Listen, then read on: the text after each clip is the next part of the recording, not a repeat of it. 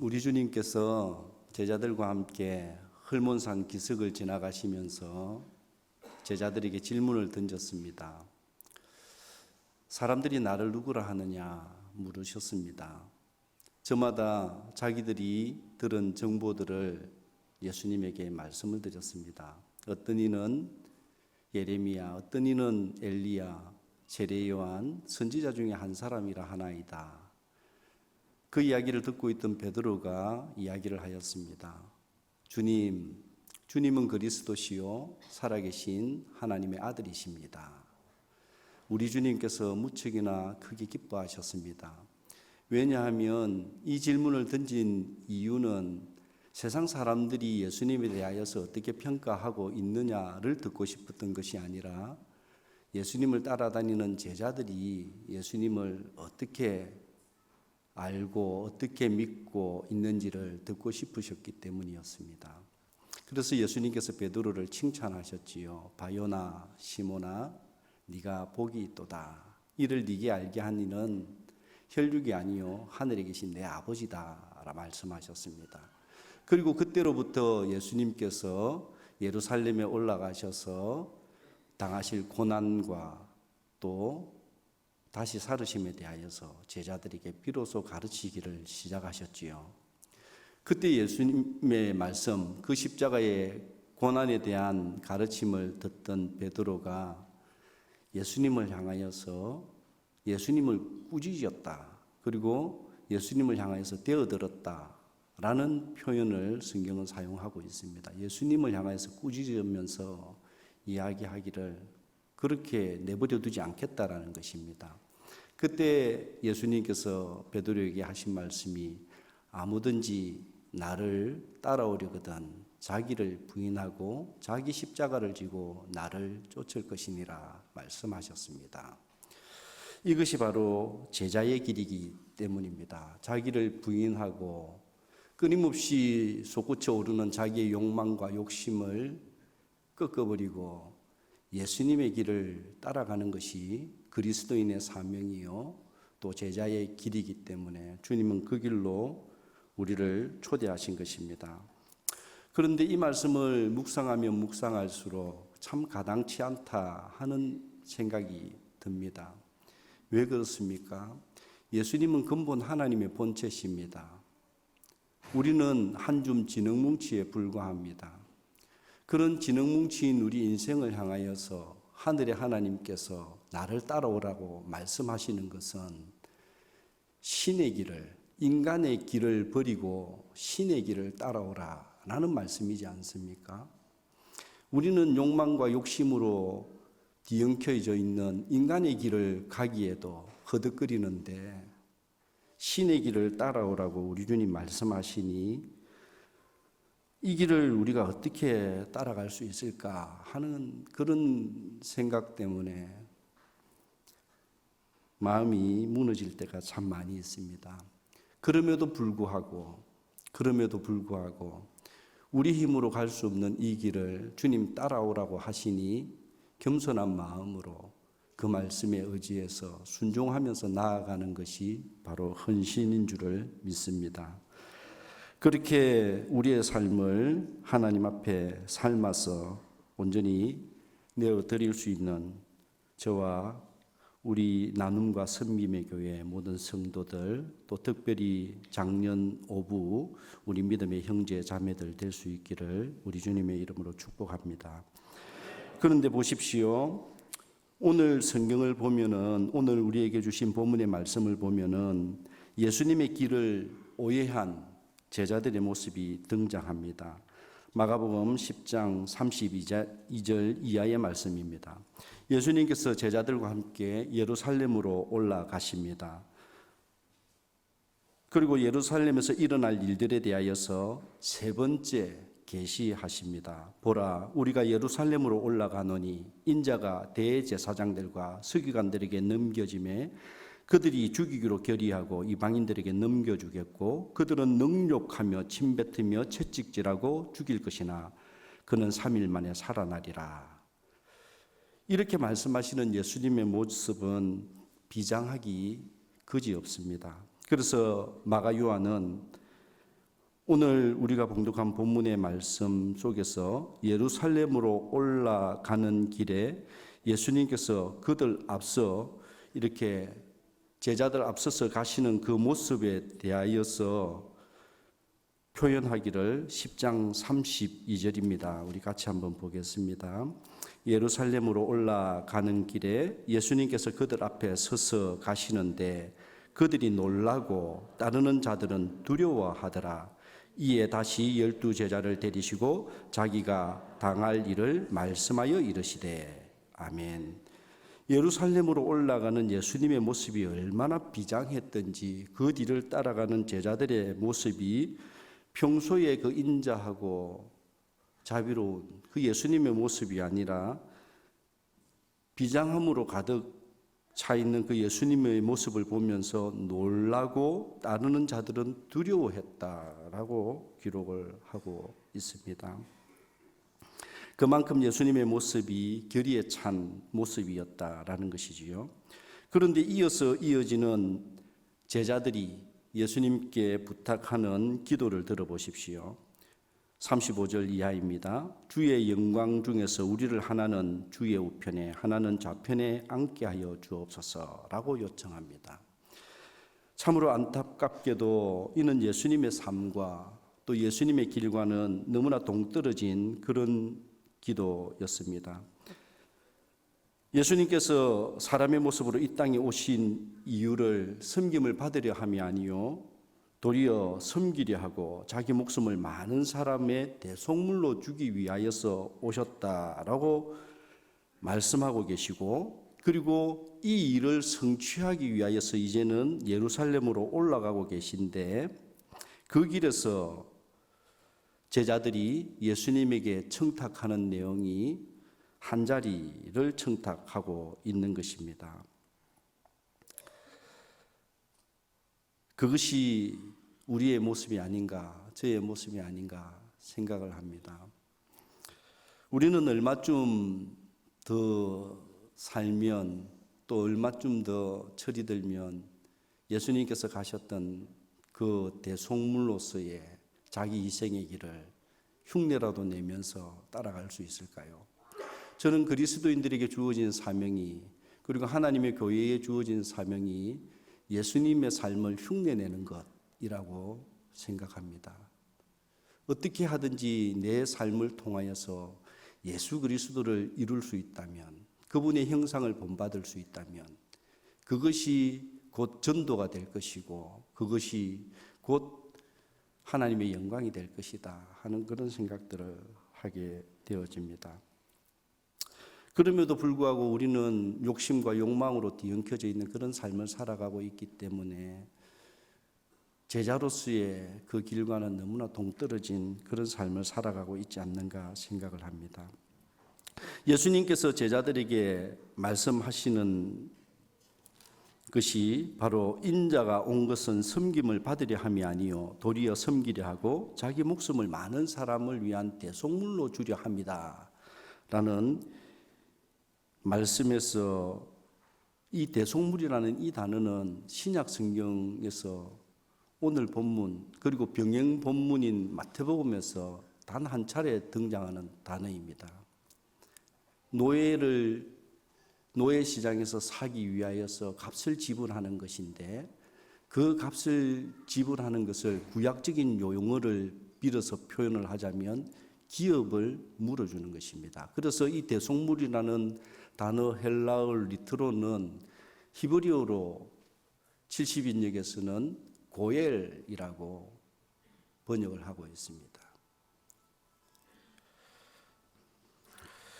우리 그리스도인과 교회의 사명은 이 땅에 개인의 삶이 영적인 삶뿐만 아니라 경제적이고 정서적인 삶이 허물어진 그들의 기업을 물어주는 것이 교회와 그리스도인의 사명이라고 저는 생각합니다. 그리고 이 일에 우리 나눔과 섬김의 교회가 앞장서 주셔서 참 감사드립니다. 그리고 이 일에 우리 좋은 나무 교회도 따라가려고 지금 몸부림을 치고 있습니다. 우리 좋은 나무 교회는 2014년 6월 1일 주일에 처음으로 개척 멤버 6명이서 예배를 드렸습니다. 제가 보통 개척 멤버들 목사님 4분, 자녀 2 그렇게 해서 4명이 개척 멤버인데 저는 애들이 4명이어서 개척 멤버가 6명입니다. 차원이 틀리지요. 그런 분들하고 차원이 틀리게 시작을 했습니다. 개척에 대한 비전을 가지고 준비하면서 개척이 된 것이 아니라 사천읍 지역에 제가 그때 당시에 삼천포 지역에 있는 교회를 이렇게 부목사로 섬기면서 다른 교회에 청빙을 기다리고 있는 터였는데 갑자기 읍 지역에 있는 우리 교단, 제가 소속되어져 있는 교단은 대한예수교 장로의 고신교단입니다.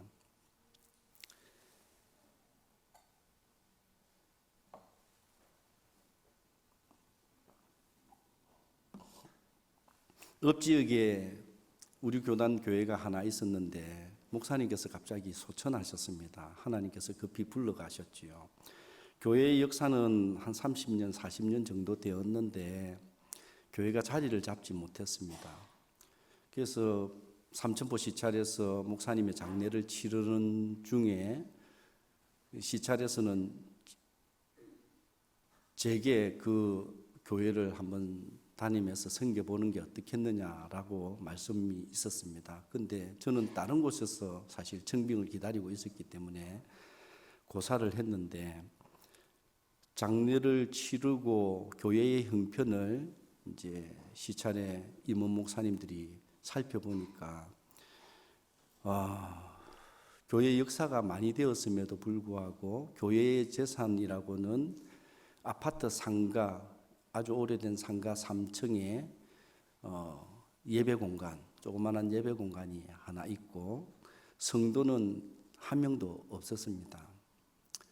그래서 목사님을 어떤 사역자를 파송을 해서 그 교회를 다시 이렇게 세울 수 있는 상황이 아니다라고 판단을 하고 그 시찰에서는 그때가 1월에 목사님 소천하시고 다가오는 4월 노회 때 교회를 폐쇄하기로 그렇게 결정을 했다는 이야기를 3월쯤 전해 들었습니다. 하나님께서 그 순간 제 마음을 흔드셨습니다. 그래서 하나의 교회가, 하나님의 교회 하나가 세워지는 것도 쉽지 않은데 있던 교회가 폐쇄를 한다는 것이 마음이 너무 아파서 집사람과 의논을 했습니다. 그리고 아이들을 불러서 이야기를 나누었습니다. 큰 아들은 지금 26살입니다. 26살이고 딸아이는 23살이고 그리고 늦둥이 둘은 올해 10살입니다. 이 두 아이는 제가 가슴으로 낳은 아이들입니다.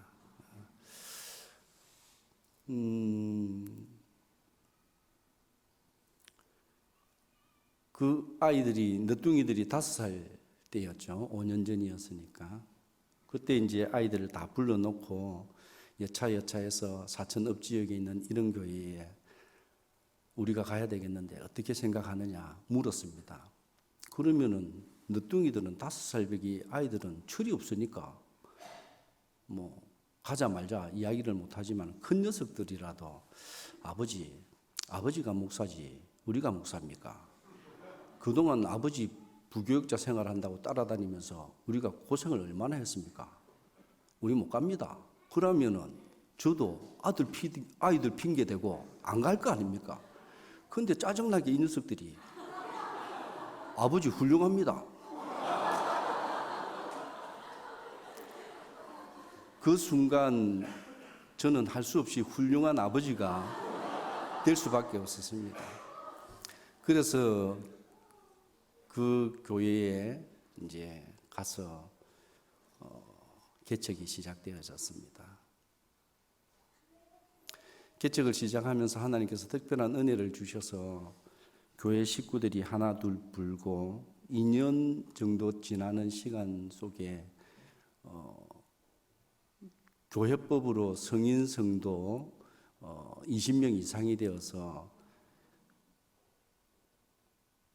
개척교회, 그러니까 가칭 좋은 나무 교회에서 이 가칭을 이제 교회법들을 잘 모르시니까 제가 잠시 설명을 드립니다.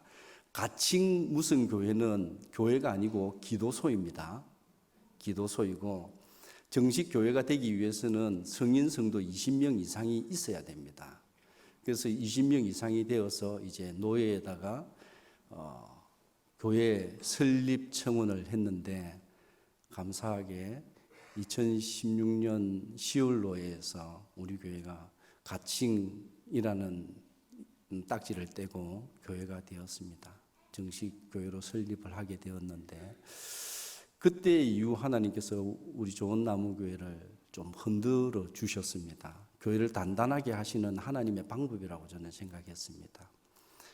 같이 교회를 섬기던 집사님들, 교편생활 하시던 집사님은 안동으로, 또 회계를 담당하시던 집사님은 강릉으로, 이렇게 저렇게 또 경상대학교, 진주 경상대학교를 다니던 자매들은 졸업을 하고 취업차, 또 그리고 형제들은 군대에 간다고 또 가버리고, 그렇게 해서 한 5가정 정도 남았습니다.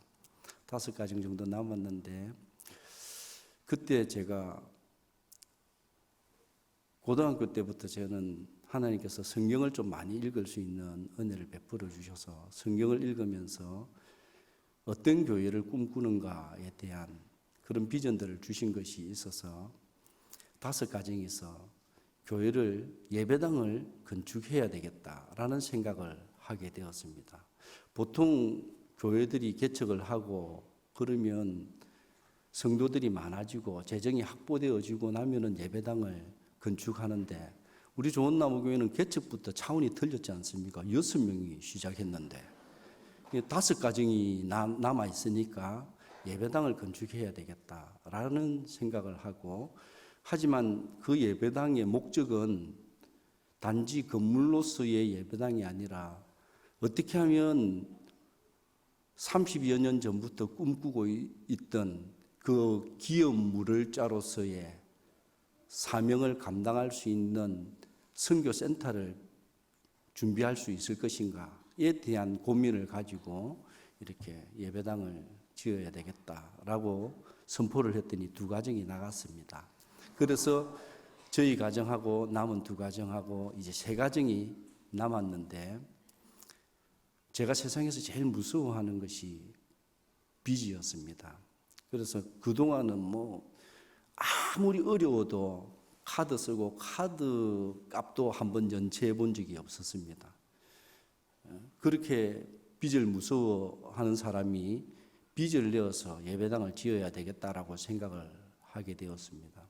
하지만 그 빚은 금융권에서 내는 빚으로는 개척교회가 답이 없다. 그동안 내가 가르쳤던 청년들, 또 이런 그 제자들에게 사랑의 빚을 좀 줘야 되겠다. 또 사역하면서 거쳐왔던 교회들, 그 집사님들, 권사님들에게 사랑의 빚을 좀 줘야 되겠다 싶어서 후원 요청을 했습니다. 감사하게도 하나님께서 예배당을 선물로 주셨습니다. 그래서 지금은 예배당을 예쁘게 잘 지었습니다. 이런 나눔과 섬김의 교회 이 예배당에 비하면은 창고 같은 예배당이지만은 저희 아이들 너뚱이 둘이 오늘 같이 예배드리러 왔는데 교회 너무 좋다고. 예. 그래서 그런지 그 3가정에서 예배당을 지었다 하나님께서 선물로 주셨다고 말씀을 드렸음에도 불구하고 별로 놀라지 않으시는 것 같아요. 예. 아이고, 그 창고 같은 그거, 예.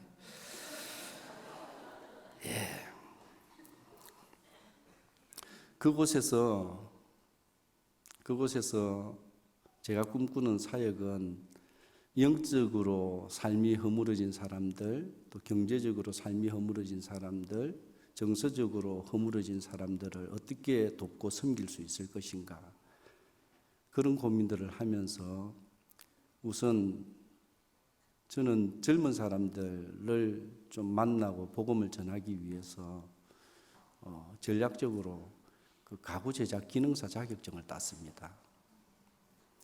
예, 소목의 일입니다. 그래서 공방을 밑에 조그맣게 준비를 했습니다.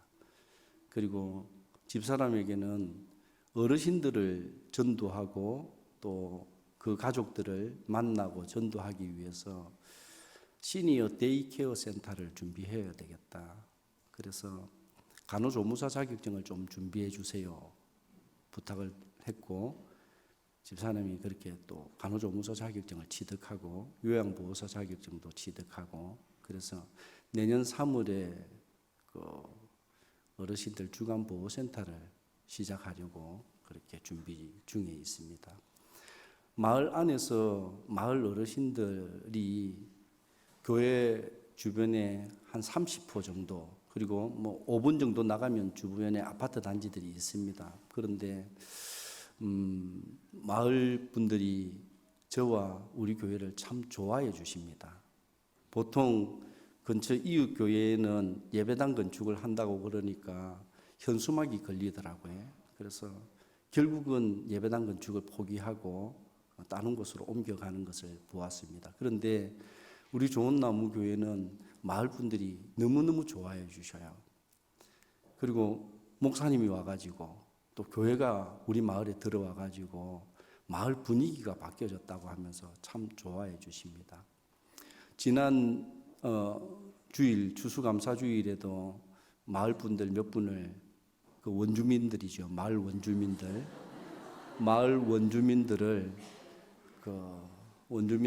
몇 분 초대해서 점심 식사를 모셨습니다. 근데 가시면서 추수감사헌금을 주고 가셨어요.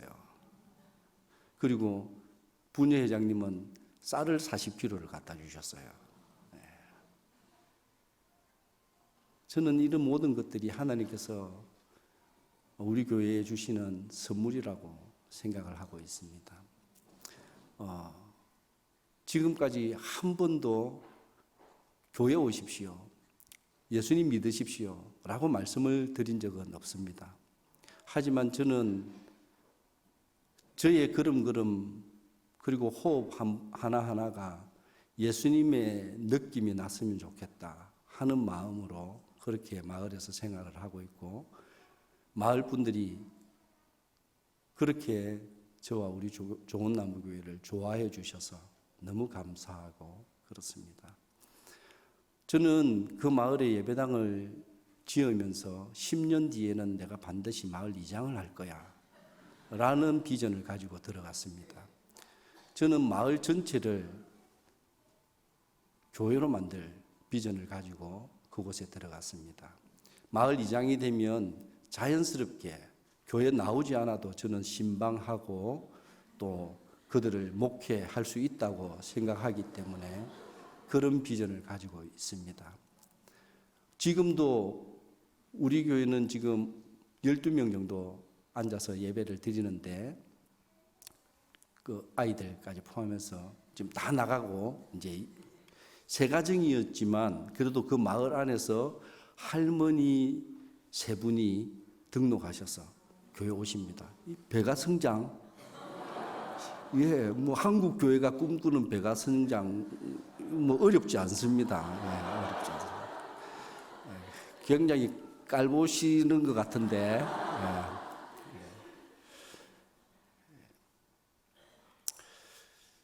예.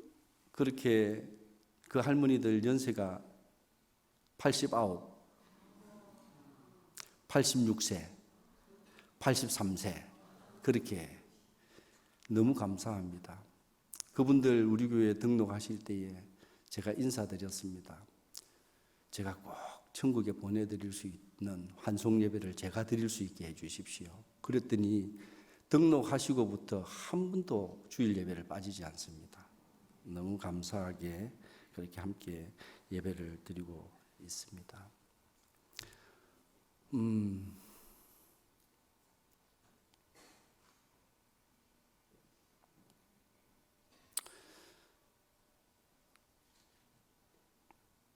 하고 싶은 일들이 너무 많습니다. 그런데 함께 꿈을 꾸고 손을 붙잡고 보조를 맞춰서 일해줄 일꾼이 없으니까 너무 고달프고 힘겨운 시간들을 보내고 있습니다.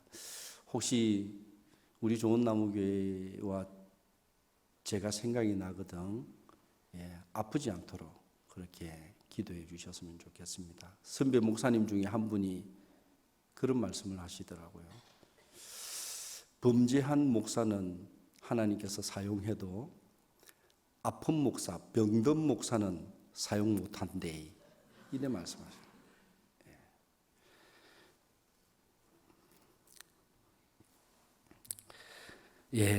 우리 좋은 나무 교회가 그런 비전들을 가지고 달려가고 있습니다. 원주민 어르신들 지난 추수감사 주일에 모시고 식사를 모셨는데 그날도 여지없이 가시면서 제게 그렇게 손을 붙잡고 격려해 주셨습니다. 목사님이 오셔서 마을 분위기가 너무 좋아졌습니다. 고맙습니다. 그렇게 인사를 하는 걸 듣고 너무 감사했고, 우리 좋은 나무 교회는 개척과 함께 후원에 의존하는 교회이지만 흘려 보낼 때 흘러 들어오게 한다 하는 그런 믿음을 가지고 단 한 가지 헌금을 우리 성도들이 작정을 했습니다. 선교 헌금을 작정을 해서 개척할 때부터 지금까지 8개의 교회를 섬기고 있습니다. 물론 금액적으로 보면은 얼마 안 됩니다.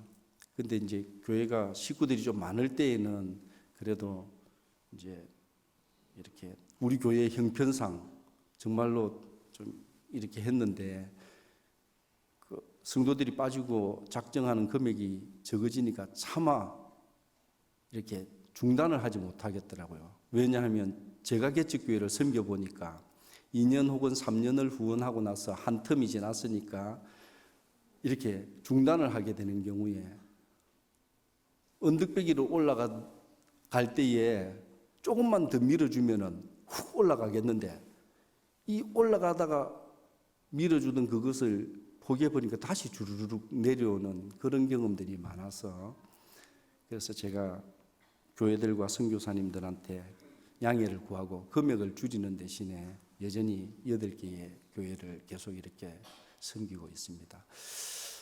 절기 헌금은 바깥에 흘려보내는데 좀 사용을 했으면 하는 마음으로 지금까지 그렇게 하고 있고 지난 주일 추수감사 헌금은 우리 교회가 무려 60만 원이나 나왔습니다. 마을 분들이 식사를 하고 추수감사헌금을 하고 가신 게 16만 원이고 우리 교회 성도들이 한 게 44만 원입니다.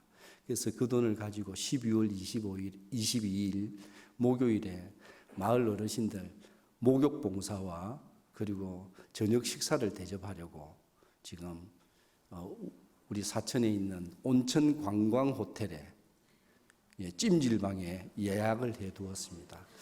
적어도 교회에서 어르신들 목욕을 모시는데 호텔은 돼야 안 되겠나. 그래도 교회가 가오가 있지. 그래서